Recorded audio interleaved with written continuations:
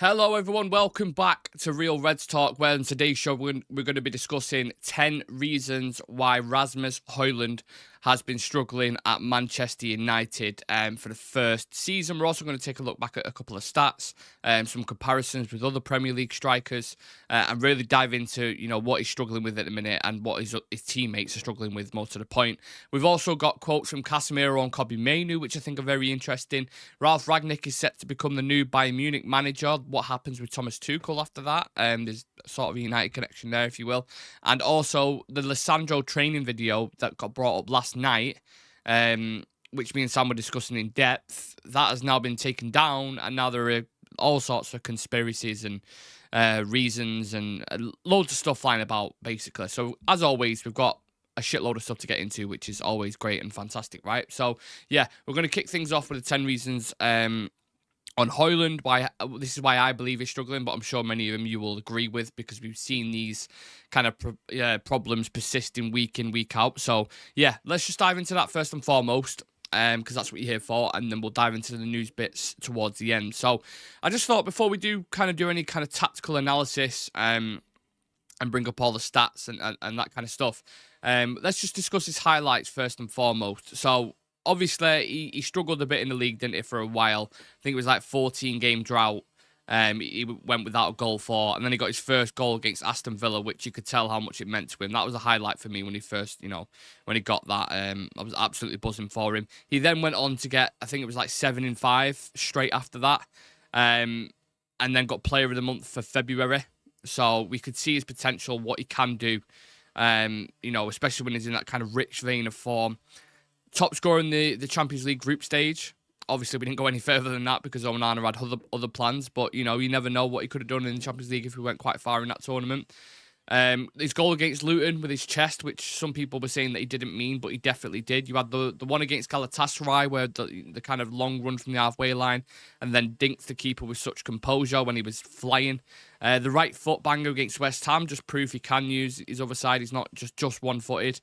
And I think he's shown for the most part he's a decent, well-rounded striker. But equally, at the same time, I can't sit here and just praise him. It hasn't all been rosy. He has struggled with certain things, and that's why I'm here to break down the reasons why. So the 10 reasons that I've gone with, the first one I've kicked off with is adaptation period. Now, with any kind of player, adjusting to a new league, club, teammates, and a playing style can take time. It's obviously common for players to struggle initially as they settle into a new environment, especially when you're talking about Manchester United. But it's his first season. He's getting used to the league, the pace of it. I think the Premier League is its own kind of entity in comparison to other leagues. It is really, really difficult. We've seen, some of the top talents in the world. Some we've still got at the club, by the way, like Jadon Sancho, for example, at Dortmund, come and struggle to adapt. For example, in the German league, I don't think the quality of fullbacks that you come up against, like, you get a Kyle Walker from the Prem, for example, who's just almost impossible to beat. Pace-wise, strength-wise, whatever it is, whatever angle you want to look at it from.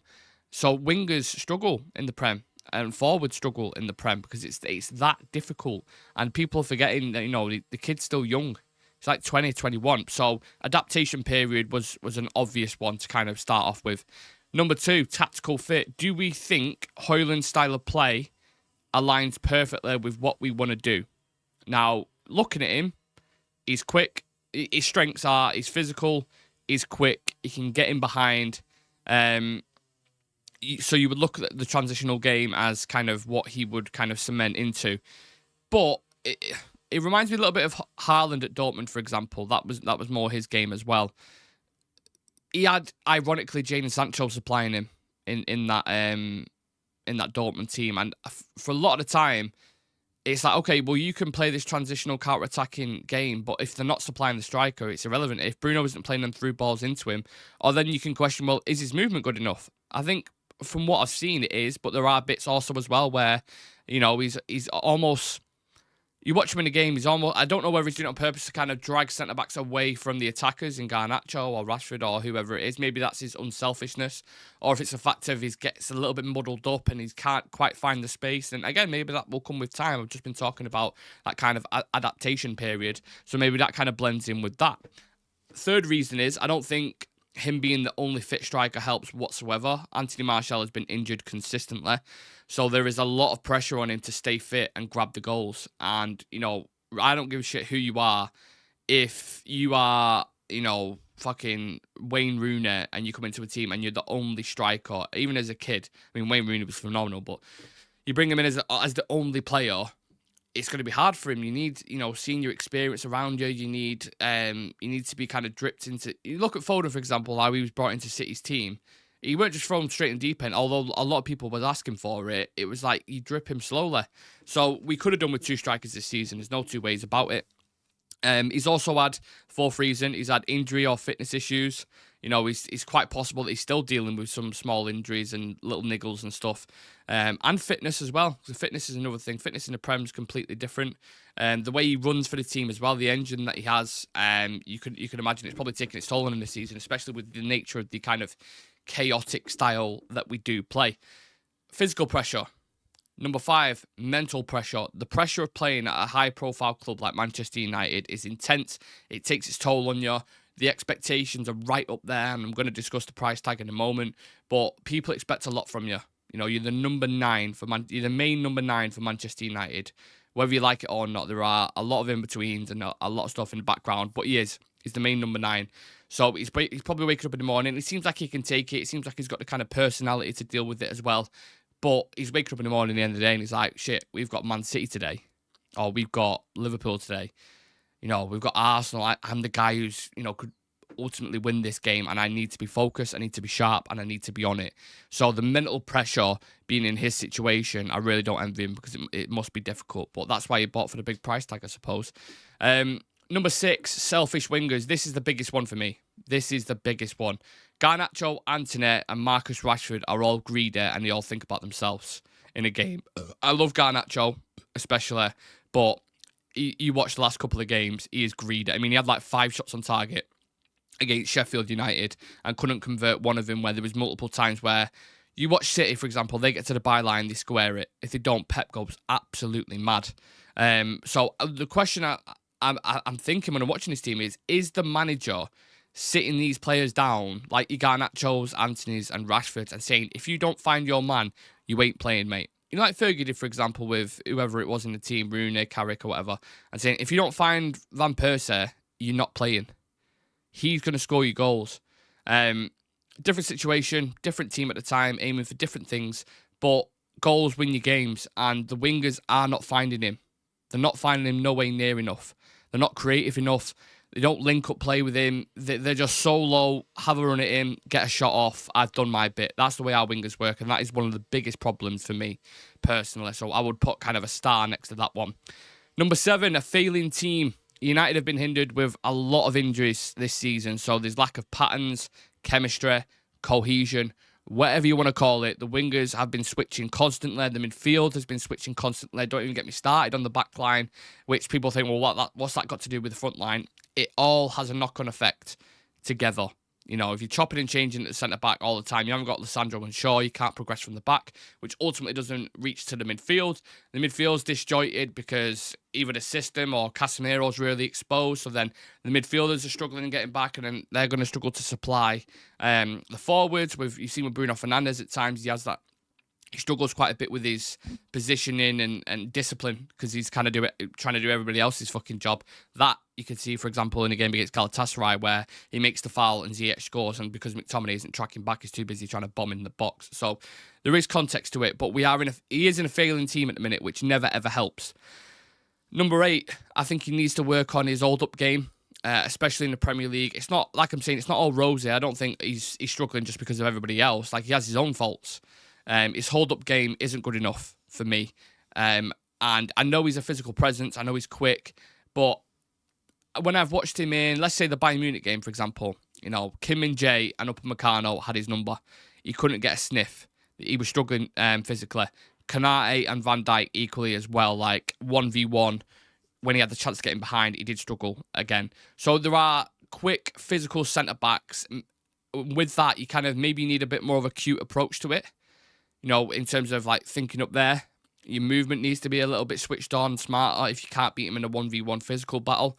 So yeah, hold up play, drag other players into it.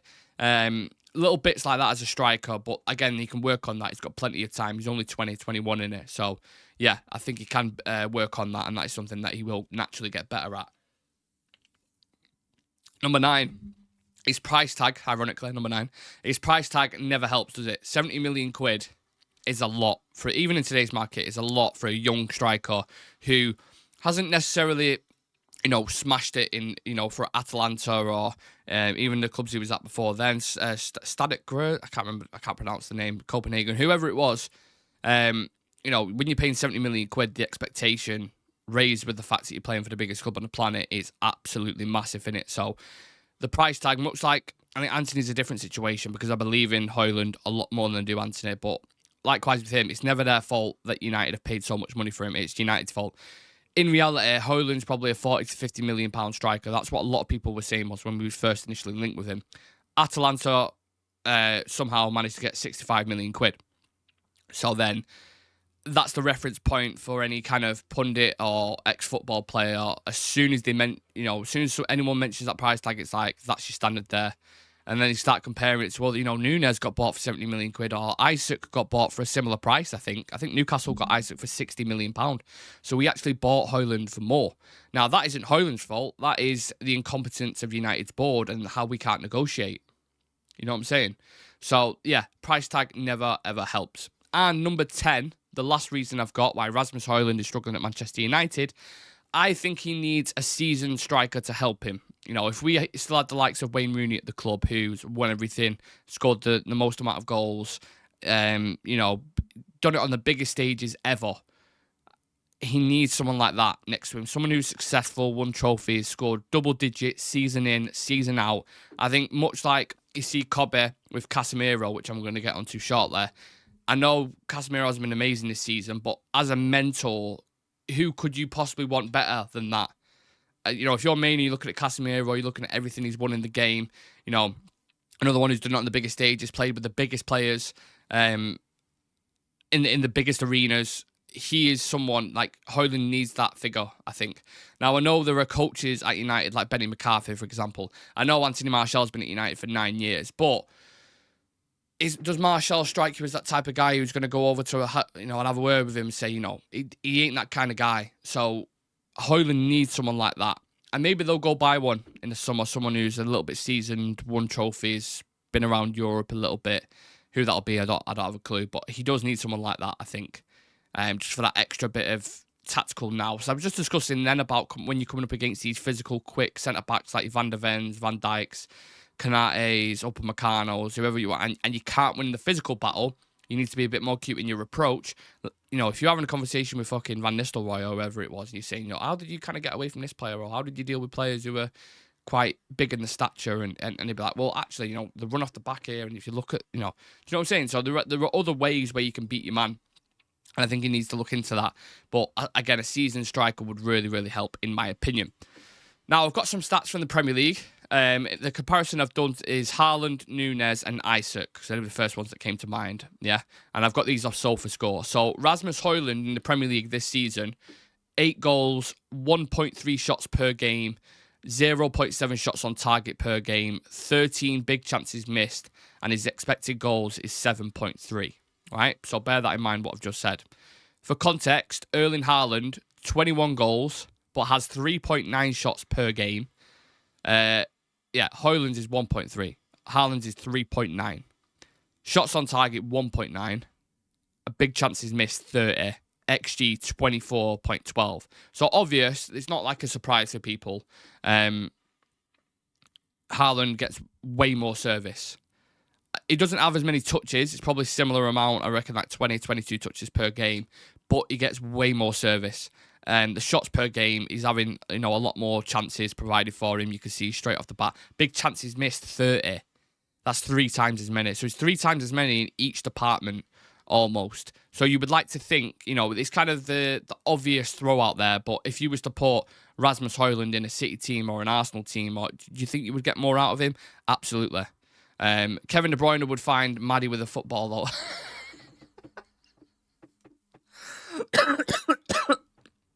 That's a very good point. It's a very good point. That's what I'm saying. So he's getting that top class service. Is anyone providing him with that at United? I don't think so. I see these stats about Bruno all the time that he's creating 9 chances a game and he's smashing records. They ain't for Hojlund. They're for the wingers. Them two have a disconnect at the minute, which is a bit bizarre to me. Like, they can't seem to click. I'd love to know. What I should have got is the stats for how many times Bruno Fernandes has assisted Hojlund, because I don't think it's very many. I think he needs to find him a lot more, and the wingers definitely need to find him a lot more. Darwin Núñez, 11 goals, 3.2 shots per game, 1.3 shots on target, big chances missed, 26, XG 15.8. Isaac, now this is the most impressive one, 19 goals, 2.5 shots per game, 1.4 shots on target, big chances missed, 15, 17.28 XG. I actually think Isaac's a better striker than anyone on that list. I think he's better than Hojlund, Núñez, and Erling Haaland. I would probably go as far to say, is Isaac the best striker in the league? In my opinion, probably. Or he's definitely in the conversation. Haaland's a fantastic goal scorer, but I'm talking like all-around game. Isaac's a problem. Ollie Watkins has been fantastic as well this season. You look at his assist record, I think that's amazing as well. But you can just see off the pure stats there, like, it's no way near it. No way near it. 1.3 shots per game. You know, there was a period in, I want to say October or November, where we went 5 games without the wingers playing a single pass to our striker. 5 games without a single. It's mad. Utter madness. So if you want to know the reasons why Rasmus Hojliund is struggling, watch the first, how long I've been live for now? 16 minutes. Watch the first 12 minutes of this video and tell me you disagree with that. That is why he is struggling. And much like many other players throughout the team, you even want to talk about the midfield. Kobe, I know Casemiro just mentioned he's a great mentor, but his legs have completely fell off. Eriksen's legs have fell off. He needs good senior pros in and around him there who are up to scratch. You know what I mean? They're not aged. Like, they're good to go. And I think you'll get the best out of Kobe. You water the plant correctly, it'll grow how you want it. If you don't, it's going to stay stuck. And it's not going to reach its full potential in that sense. So, yeah, Rasmus Hojliund, I believe in him. I think he's a good striker. I think he can improve on some things, but he's not an absolute flop. There's something there to work with. You have to get the players around him right. You know, if he had Elise, let's say, as a winger alongside him, or players who actually, you know, Bernardo Silva, who would find him a lot more, obviously he'd have more goals, you know? So, yeah, you go back and watch any game where, I doubt there's been a game where Anthony or Garnacho have had an opportunity to put him in or square it, and they've just gone for the shot instead. And it makes you question, he would be on double figures now. No doubt in my mind. So, yeah, I have faith in Rasmus Hojliund. I really like him as a striker. More to the point, I really like him as a person. Because to deal with that kind of pressure at United, you have to have a certain personality. And I think he has that. I think he's relentless. He keeps going. He works so fucking hard for the team. If he's not contributing with goals, he contributes off the ball significantly. And I think he gets let down there in certain departments. We see fucking Marcus Rashford just walk into a player at times. It's like, well, why am I busting the gut to try and get to the centre-back and split him? Or catch, you know, kind of catch him off guard when I look to my left and you're not even pressing the right back. You know what I'm saying? So, yeah, big up Hojlund anyway. I don't want it all to be negative, but I think he's got a future ahead of him. I think players like him, Kobe and Garnacho, we need to keep hold of and we need to build around. Speaking of Kobe Mainoo, Casemiro's had some very interesting quotes about him. I want to read them out for you now and get your reaction to it. So he said, I think speaking about Kobe specifically, I think in the next 3 or 4 years, he'll be one of the best midfielders in the Premier League. Do we agree with that? Or is that kind of a loaded question? Or is that an obvious question, should I say? Do we think Kobe Mainoo in the next 3 or 4 years will be one of the best Premier League midfielders? I think he's definitely got the potential, but not to sound like a broken record, he needs the right players around him. And again, I don't know if the right manager as well. I know Ten Hag's brought him in and is the reason why he's playing first team football at the minute, but I don't know if this system is the best for him. I think you could potentially end up running him into the ground if you're not careful. And he's also said, an excellent player. I can see he enjoys being on the pitch. I look out for him because he needs it, and we can't put too much pressure on these players. So I try to take some of that pressure off their shoulders because that's the process in football and life. I know, like I said, I know Casemiro has fell off completely, but you can only imagine how much having someone like that behind you in the team, the experience, the know-how would be massive for him. People don't see that side of games, that side of things. People don't see it in the dressing room. They only see the performance on the pitch and they judge it based on that. With Casemiro, for example. But even players like Johnny Evans in the dressing room will be so massively important because they are guiding these young players. Young players are full of talent. They're probably playing better than the senior players at the minute. But that experience and know-how cannot be looked past. Really can't. And this is what Casemiro goes on to say. He says, we can't put that pressure on him now or on Garnacho or Rasmus. No, ultimately, they need to enjoy themselves. They need to go through the process and feel the fear of losing the ball to push them to keep growing, to keep learning, and to face up to it, to keep developing and keep working hard. Now, Casemiro's a football nerd. He knows. He'll know, for example, himself that either this system that we're playing at the minute, he can't do it. That's why he looks fed up in certain games. And at the same time, his legs are going a little bit. He needs a bit more of a steady system, a bit more pragmatic. And I think he'd flourish a little bit more, but I do think his legs are going. But yeah, keep developing 100%. I think one thing that's always stuck with me is when Gary Neville said, if the class of 92 came into this current United team at the moment, they would fail. They would fail. Because when they first came in, you had Bruce, Pallister, even players like Eric Cantona, Schmeichel, these guys who have won things before. They train the right way, they eat the right things. Are players like Kobe, Garnacho and these guys, are they coming into that in a minute? I don't know. Any striker would struggle in this United team. Even Ronaldo struggled. That's what I'm saying. It's called the graveyard shift notoriously because we don't supply our strikers, which is one of the most frustrating things ever. But yeah, we need to get the right players around. That's the main point that I keep mentioning with almost every topic I'm talking about here. But it's true. It's really, really true. So look, interested to see how Kobe develops. Interested to see how Garnacho develops. Rasmus, how they all kick on. In 3 or 4 years' time, what we'll be sat here saying. Will we be looking back at that picture where they're all sat on the advertising board, 3 of them, that kind of iconic picture? Will they go on to be successful players at Manchester United? Let's see what happens. I'm going to move the topic on to Ralf Rangnick. And the reason why is Fabrizio Romano has tweeted, Rangnick to Bayern Munich is almost done. It got me thinking about his time at Manchester United, how excited everybody was when it first got announced. Do you remember obviously when Ollie left, got sacked after the Watford game, and then we had news coming in, didn't we? I can't remember who was the first to kind of put it out there. Maybe it was like a Romano or Ornstein, and he was like, Ralf Rangnick, he's going to be coming and become the interim.